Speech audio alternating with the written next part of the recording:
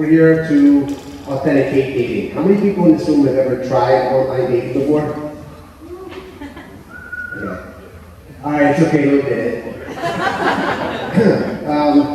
Well, so believe it or not, the online dating industry is actually a pretty huge industry, and it's getting bigger year over year. These are numbers in green that you can see that were just taken out of the EBIS World report as of last year. And this was really before they were able to factor in that little company you might see down there called Tinder. How many of you have heard of Tinder? Almost the amount of people that have tried online dating.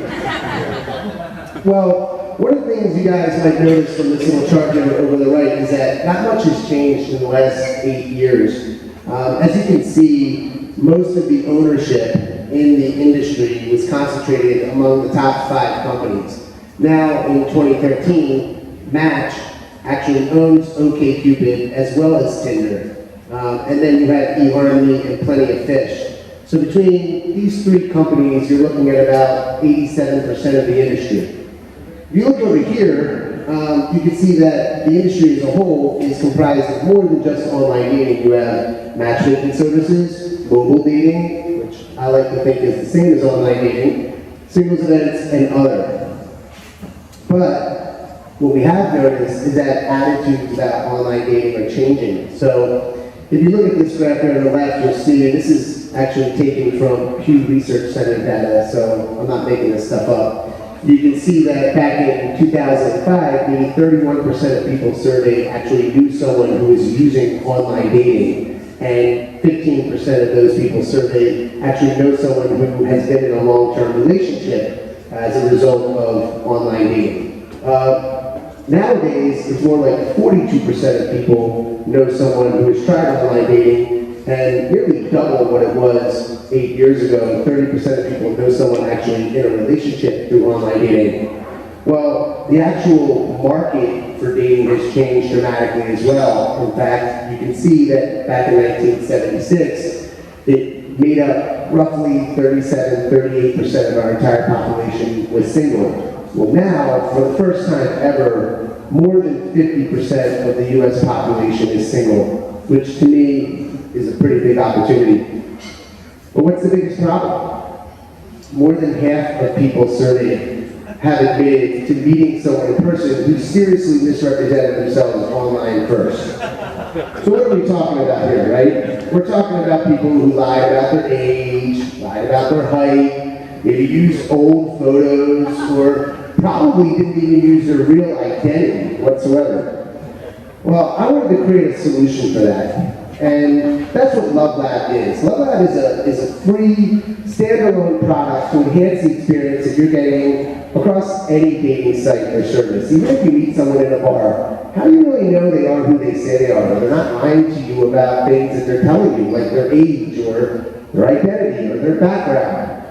So the way LoveLab works is it's a free application that has multiple levels of trust that the user can go through if they so feel like it. The first level of trust is actually what we call social proof, right? So most of these dating apps that exist, and even not just Tinder, Tinder is completely powered by Facebook. You can't use Tinder unless you have a Facebook account. The next closest competitor to them would be Hinge, also entirely Facebook driven. You can get into our app just by entering an email address. And when you go in there, you can discover people who already are in the app and care enough to level up and prove their identity, or at least who they say they are to some degree or another. The way that it works is that once you connect with your Facebook account, you can import your profile photos, and using facial recognition software, we can have you take an instant selfie to be compared to your profile photos for likeness, so that we know in fact you are the person in the picture.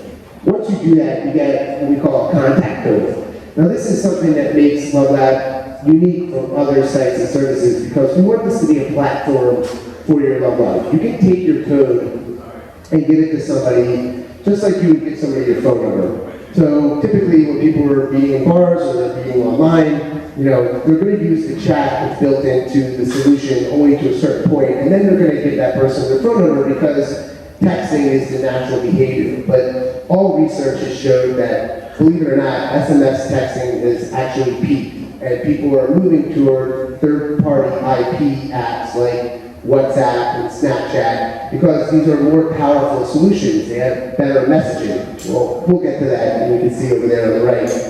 So by giving someone your contact code, you can say to them, hey, look, I'm in the LoveLab, I'm legit. Why don't you meet me there so I know you are who you say you are? And give them your code so that they can open up LoveLab, enter your code, find you very quickly, and confirm that they like you, you receive a notification, you like them back. Now you guys are able to chat with one another.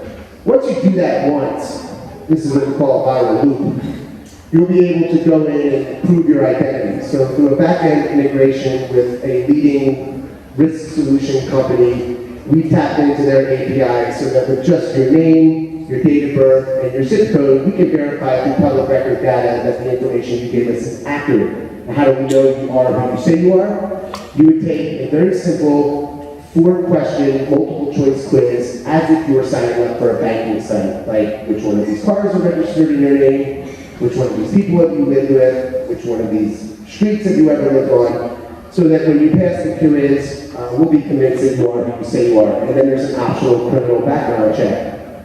So, like I said, you can discover people who are already in the app, and once they like you and you like them, you can chat with one another, and we built in ephemeral messaging. So we'll be the first dating platform that allows you to trade disappearing photos or disappearing videos so that you can be sure that you have some kind of chemistry before you set up a first date and are surprised when who shows up.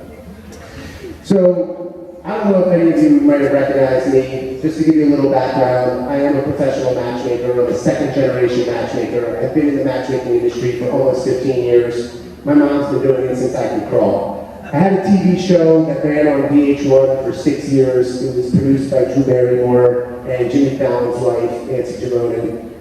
It was very successful. It now airs in 50 countries around the world, and it has allowed me to emerge as somewhat of a thought leader in the space of dating and relationships. So I'm published by Simon & Schuster. I regularly appear on talk shows. I was just on Steve Harvey last week. So I do have somewhat of an insider advantage when it comes to promoting a dating app. So how are we going to acquire our users? Well, fortunately, thanks to the success of my TV show, I have thousands and thousands of people who have reached out to me for the high-end personal matchmaking experience, which unfortunately most of them aren't able to afford.